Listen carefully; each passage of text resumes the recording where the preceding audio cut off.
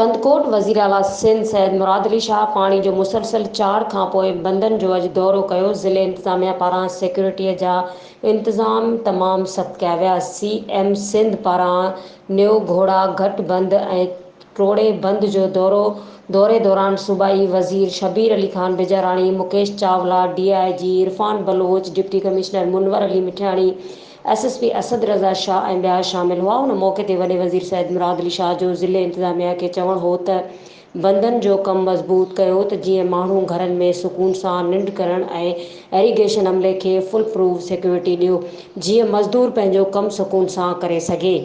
ॾींहं अॻे धाड़ेलनि पारां मज़दूरनि ते थियल फायरिंग जो वॾे वज़ीर जो पुलिस सां कावड़ जो इज़हार कयो ऐं चयो त तव्हां छाजे लाइ आहियो, तव्हां अमले खे सिक्योरिटी बि नथा ॾेई सघो।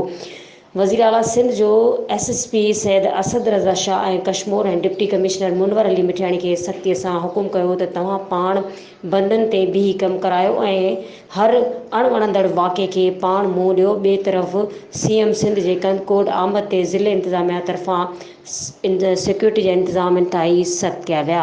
मज़ीद खबरों और तफसीलात के लिए विजिट करें हमारी वेबसाइट www.awamiNewsHD.com।